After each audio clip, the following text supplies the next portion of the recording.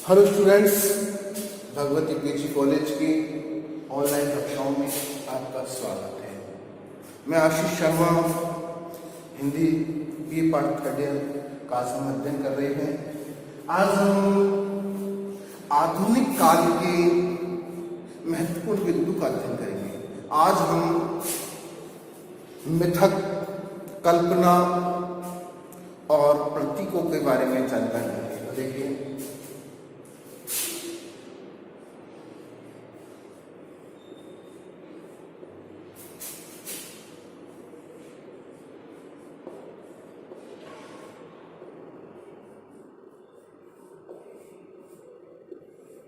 देखने में तो ये संक्षिप्त से टॉपिक है, बहुत ही छोटे टॉपिक है और आपके फर्स्ट पेपर के सिलेबस में ये सम्मिलित है।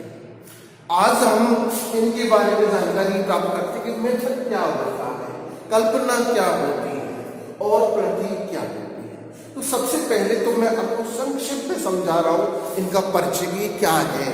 तो देखिए, मिथक शब्द से होता है मिथ। पहले मैं इनका परिचय समझा रहा हूं, फिर थोड़ा सा विस्तार से आप इनका अध्ययन करेंगे हम। तो देखिए कि मिथ शब्द, मिथ यानी झूठा, मिथ्या। मिथ क्या है? मिथ्या यानी झूठी से जो कहानी होती है, काल्पनिक से जो कहानी होती है, वो मिथक है। यानी हम जानते हैं कि ये कल्पना है, लेकिन फिर उसको हम स्वीकार कर लेते हैं, उसको बड़े चाव से पढ़ते हैं, सुनते हैं। जैसे आजकल की फिल्में हैं, हॉलीवुड की फिल्में जो अंतरिक्ष यात्रियों पर बनती है, परग्रहियों पर बनती है, दूसरे ग्रह के रहने वाले लोगों पर बना देते हैं, इतिहास की कल्पना बना देते हैं। तो ऐसी जो काल्पनिक कहानियां होती है जिनका कोई वास्तविकता से कोई लेना देना नहीं होता है, पढ़ने वाला भी, सुनने वाला भी, लिखने वाला भी और देखने वाला जो भी है वो उसको अच्छे प्रकार से जानता है कि ये क्या है, मिथ है, मिथ्या बातें हैं, झूठी बातें हैं, इनका वास्तविकता से कोई लेना देना नहीं है। आजकल जो टीवी सीरियल में नाटक आते हैं, उनसे सबसे पहले ये लिखा हुआ आता है कि ये इस नाटक की सही पात्र और घटनाएं काल्पनिक है, तो वो काल्पनिक लिखते हैं। हो सकता है कई घटना सत्य भी हो, तो इसलिए वो पहले लिख देते हैं कि ये घटना कैसी है। काल्पनिक के बहुत सारे ऐसे नाटक होते हैं जो सत्य घटनाओं पर चलते हैं, सत्य घटनाओं पर कुछ स्वीकार किया जाता है। लेकिन जिन घटनाओं को काल्पनिक होते हैं उनके पहले ही ये संदेश दे देते हैं, ये सूचना प्रदर्शित कर देते हैं कि ये घटना और पात्र काल्पनिक है, जिसका किसी भी व्यक्ति या घटना से कोई संबंध नहीं है। तो ऐसे अब वो तो क्या है कि हम सच्ची मान सकते हैं, झूठी मान सकते हैं, सब मामला रहती है। हो सकता है किसी सत्य घटना पर आधार बनाकर वो नाटक लिखा गया हो, तो वो तो अलग बात है। लेकिन यहाँ तो सुनने से पहले हमको पता लग जाता है कि वो घटना क्या है, काल्पनिक है, जिसका कोई वास्तविकता से लेना देना नहीं है, वो मिथ्या है। वो क्या है? मिथ्या है। दूसरे नंबर पे आती है कल्पना। दूसरे नंबर पे आती है कल्पना। कि कल्पना क्या है? कि जब हम अपने मन से कल्पना करते हैं, हो सकता है उसमें अर्ध सत्य हो या उस जैसी घटनाओं को हमने पहले कभी देखा हो या कहीं घटी हुई हो, उन घटनाओं को हमने तोड़ मरोड़ के थोड़ा सा परिवर्तित करके उनमें संभावना व्यक्त करके उसको हमने प्रस्तुत किया है, तो वो क्या होती है? कल्पना करती है। मिथ्या को हम देखकर ही महसूस कर लेते हैं कि ये मिथ्या है, इसका कोई वास्तविक भाव नहीं है। लेकिन यहां कल्पना में क्या है कि वास्तविक जीवन से संबंधित जो घटनाएं होती है उनमें हम कल्पना करते हैं। इनको अगर हम नहीं बताए, महसूस नहीं किए करें, तो हो सकता है वो सत्य घटना ही हो या सत्य पर आधारित हो, तो ऐसी घटना काल्पनिक होती है, कल्पना होती है। जबकि तीसरे नंबर पे हम पढ़ेंगे प्रतीक। कि प्रतीक क्या है? कि जब हम किसी वस्तु, व्यक्ति, स्थान, घटना, भाव, कुछ भी बात सकते हैं, उसको सीधे सीधे प्रस्तुत न करके, उसको सीधा सीधा प्रस्तुत न करके उसको सांकेतिक रूप में प्रस्तुत करते हैं। उसको सांकेतिक रूप में जब हम प्रस्तुत करते हैं तो वह प्रतीक कहलाता है। जैसे कि आत्मा है, उदाहरण के तौर पर आत्मा और आत्मा की बात अगर हम करें, आत्मा की अगर हम बात करते हैं तो आत्मा का प्रतीक हमें हंस को बता दिया है। किसको बता दिया है? हंस को बता दिया है कि हंस आत्मा का प्रतीक है। तो हम आत्मा को कहना चाहते हैं, सीधा सीधा नहीं कहते हैं, लेकिन आत्मा का प्रतीक के रूप में हमने हंस शब्द का उल्लेख कर दिया है। तो ये प्रतीक होते हैं। तो इस प्रकार आज हम इन तीनों विषयों का हम अध्ययन करेंगे। तो देखते हैं, सबसे पहले हम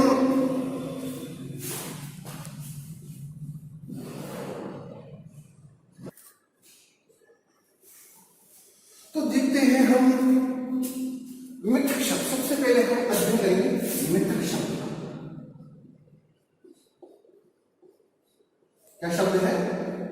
मिथक शब्द। मैंने सबसे पहले आते ही आपको बताया था कि मिथ शब्द क्या है? मिथ्या, जहां कल्पना होती है, झूठी कहानियां होती है, मन गढ़ंत कहानियां होती है, वहां क्या होता है? उसे क्या कहते हैं? मिथक कहते हैं। अब चूंकि मिथक को हम समझते हैं, अगर मिथक का हम अध्ययन करेंगे तो किस प्रकार से करेंगे? तो ये देखते हैं कि सबसे पहले क्या है कि मिथ जो शब्द है, ध्यान दीजिए, मिथ जो शब्द है, अंग्रेजी शब्द किससे बना है? मिथ से। मिथ शब्द किससे बना है? मिथ, जिसको हम हिंदी में मिथ्या कहते हैं। मिथ्या, मिथ्या का मतलब झूठा। मिथ को क्या कहते हैं हम? झूठा। तो अंग्रेजी के जो शब्द है मिथक, अंग्रेजी के जो मिथ शब्द है, मिथक शब्द से, अंग्रेजी के मिथक शब्द मिथ शब्द से क्या होता है? मिथ शब्द से बना है। और जो जिसका अर्थ क्या है? कल्पना। क्या होती है? कल्पना होती है। और ये ग्रीक भाषा का जो मिथ शब्द है वो ग्रीक भाषा, क्योंकि हम हर चीज को अंग्रेजी में देखते हैं, हर चीज को हम अंग्रेजी में देखना चाहते हैं, तो उसी आधार पर हम थोड़ा हम भी देख लेते हैं। हालांकि हमारा नारा है, हमारा दृष्टिकोण है कि हमें हिंदी होनी चाहिए, क्योंकि जो चाइना, चीन, अपनी चीनी भाषा जिसमें 350 से ज्यादा वर्ड है, वो अपनी भाषा को लेकर विश्व से आगे बढ़ सकता है, और हम हिंदी में 50-52 वर्णों को पढ़ने में जोर आता है। हालांकि फिर भी जो विद्वानों ने ग्रीक परिभाषा है, ग्रीक शब्द है, माइथो शब्द से बना है। जो मिथ शब्द है, ग्रीक भाषा जो है उसके माइथो शब्द से बना है। ध्यान दीजिए, किससे बना है? ग्रीक भाषा है। ग्रीक भाषा का जो माइथो शब्द है,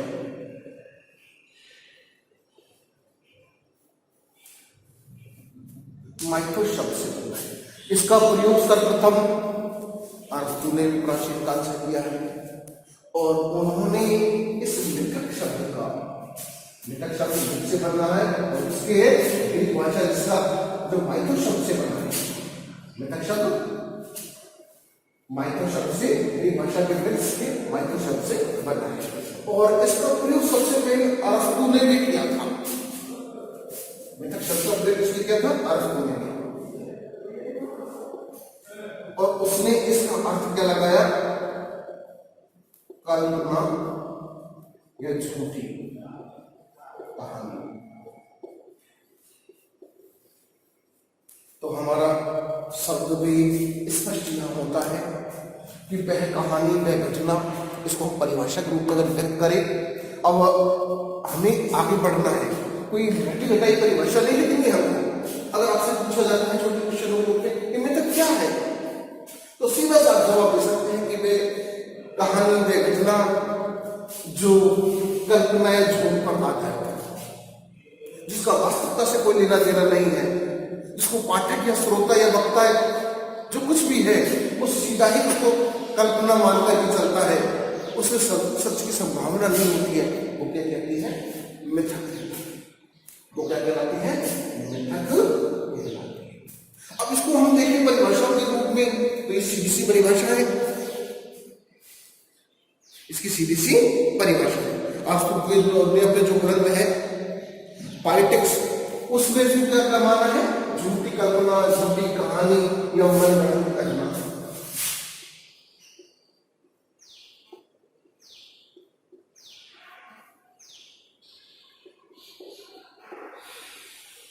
मुख्य कहाँ है, मन ग्रहण कहानी नहीं है।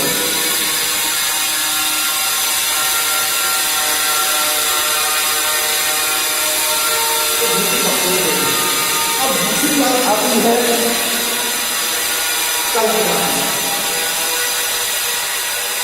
अब ये तो क्लियर होगा, ये तो क्लियर होगा कि क्या है कि वह झूठी कहानी, कल्पना या झूठी कहानी अगर गलत घटना जिसको प्रस्तुत किया जाता है पाठक श्रोता या वक्ता जो कुछ जो भी है उसको कल्पना या झूठी बात मानकर ही चलता है। इसकी विशेषता क्या होती है?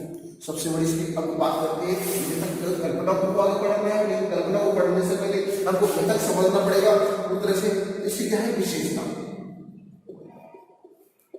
विशेषता क्या है?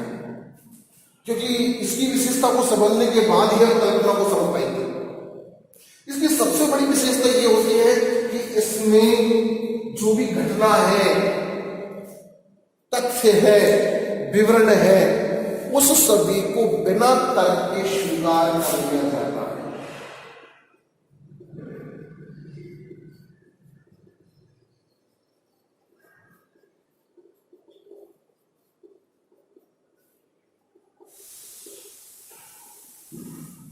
इसमें जो भी घटना है उसको बिना तर्क के स्वीकार कर लिया जाता है। मान लिया हमने अवतार हॉलीवुड की फिल्म देखी, उसमें पता नहीं ग्रह कौन से ग्रह पे आदमी पहुंच जाता है वहां। अभी हमने ऐसे कोई प्राणी नहीं देखी है, अभी तक तो हम इसी संदिग्ध में चल रहे हैं कि पर हमने स्वीकार कर लिया, क्योंकि हमने क्या कर लिया है, स्वीकार कर लिया है, हमने क्या देखा है क्या नहीं देखा। तो ये क्या है, जब बिना करके तो घटनाओं को स्वीकार कर लिया जाता है तो वो मेथड होता है। जो क्या होता है, मेथड होता है।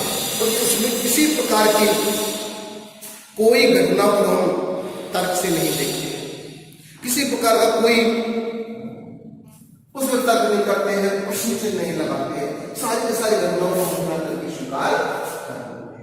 तो उससे सबसे बड़ी विशेषता क्या होती है, अतिमानव, महामानव का उल्लेख।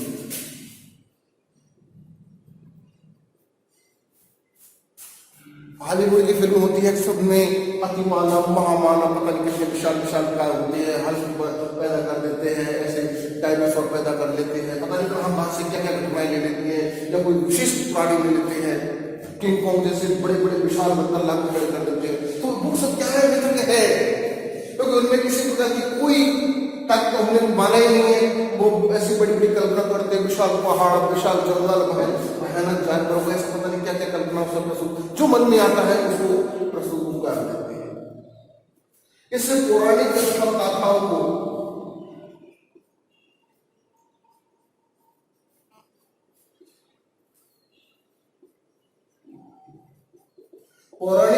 को भी मिथक के रूप में माना जाता है। तो ये हम मिथक के रूप में जाना, इसमें बहुत सारे बिंदु बिंदु से काफी समझने में आ रहा है। अब दूसरा बिंदु आता है कल्पना, क्योंकि मिथक में विशेषता बिना तर्क की है, महामानव कल्पना है, अतिमानव कल्पना है, दिव्य घटना है। इससे कौतूहल एक चीज होती है, उत्सुकता या कौतूहलता, उत्सुकता या कौतूहलता को विशेष रूप से जोड़ा जाता है, क्योंकि इसका उद्देश्य घटना नहीं होता है, केवल मनोरंजन, उत्सुकता पैदा करना होता है। ऐसा भी होता है, ऐसी भी चीजें हो सकती है, तो बस केवल उत्सुकता प्रस्तुत करने का मुख्य उद्देश्य होता है। दूसरा होता है कल्पना। अब बात करते हैं कल्पना की, कल्पना क्या चीज होती है, कल्पना है क्या? कि जब भी कोई व्यक्ति संभावित घटना या आसक्तिक विषय पर अपने मन के विचार प्रस्तुत करता है, हो सकता झूठी है, झूठी होती है, इसमें कल्पना है, इसमें भी कल्पना है, लेकिन ये संभावित से होती है। हम जब नाटक प्रस्तुत करते हैं, घटना प्रस्तुत करते हैं, तो सुनने वाला, पढ़ने वाला या उसको देखने वाला ये भी नहीं सोच सकता कि हो सकता है कि ये घटना कहीं कहीं की हो। उसमें प्रस्तुत हम ये करते हैं कि ये घटना और पात्र काल्पनिक है, जिसका किसी व्यक्ति और घटना से कोई संपर्क नहीं है, लेकिन हो सकती है नहीं। लेकिन ऐसे कई नाटक प्रस्तुत किए जाते हैं जो सत्य घटनाओं पर, क्योंकि कहीं ये लिखा जाता है कि घटना और पात्र काल्पनिक है, इसका व्यक्ति घटना से कोई संबंध नहीं है, लेकिन बहुत सारे ऐसे नाटक प्रस्तुत किए जाते हैं कि जिसमें अमुक घटना से जुड़े हुए हैं, ये अमुक घटनाओं पर आधारित है, अमुक घटनाओं पर आधारित है। जैसे कि हमारी ऐतिहासिक आधार बनाकर फिल्म बनाई जाती है, जोधा अकबर है, इधर बहुत सारी अशोका फिल्म, हालांकि वो कल्पना है, उनमें बहुत सारी कल्पना का प्रयोग किया, लेकिन वो सत्य घटना पर आधारित रही है, उसका केंद्र जो विषय है वो सत्य घटना पर है। अशोका फिल्म रही है, उसमें कल्पना रही है, कल्पना के आधार पर उन्होंने बहुत सारी चीजों को उसको रोमांचक बना दिया, वो तो उत्पन्न कर दिया, उसके अंदर उत्सुकता पैदा कर दी है, लेकिन वो किस पर है? सत्य घटना पर। कल्पना है उसके अंदर, बहुत सारी कल्पना है, लेकिन मूल जो आधार है वो सत्य है।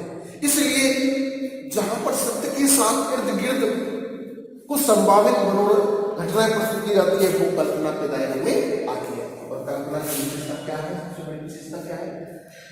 सबसे बड़ी विशेषता यही है कि ये सत्य घटनाओं के आसपास इर्द गिर्द ही चलती है, उनसे संभावित घटनाओं को प्रस्तुत की जाती है। कल्पना होती है, जो भी होती है, लेकिन मन के विचारों का क्या होता है। तीसरी आती है प्रतीक। तीसरा क्या हमारा बिंदु? प्रतीक है। प्रतीक क्या है? हमने पहले सबसे पहले बताया था कि जब भी कोई व्यक्ति वस्तु स्थान को सीधा सीधा नेट प्रस्तुत करके उसके रूप में या उसके स्थान पर कोई अन्य प्रस्तुत किया जाता है या अन्य शब्दों से उसको संबोधित किया जाता है, तो वो प्रतीक होता है। जैसे हमने उदाहरण दिया हंस का। हंस को किसका प्रतीक माना है? आत्मा का। जैसे कि हंस उड़ गई, इस व्यक्ति के बारे में कहते हुए उसके हंस उड़ गई, उसकी आत्मा निकल गई, प्राण निकल गई। एक डाल पे तोता बैठा, एक बार डाल पे बैठा, ऊर्जा कर सकी। अब ये हंस क्या है? आत्मा है, संसार, जीवन, ये क्या है? तो यहाँ उसका प्रतीक है आत्मा का प्रतीक है। तो जहां किसी विषय वस्तु विवरण को सीधा सीधा प्रस्तुत न करके, ध्यान दीजिए, किसी घटना विषय वस्तु विवरण को सीधा सीधा प्रस्तुत न करके उसको दूसरे शब्दों में अन्य प्रतीकों के रूप अन्य अर्थों में प्रस्तुत किया जाता है, उसको प्रतीक किया जाता है। प्रतीकों के लाभ क्या है, फायदा क्या है होता है?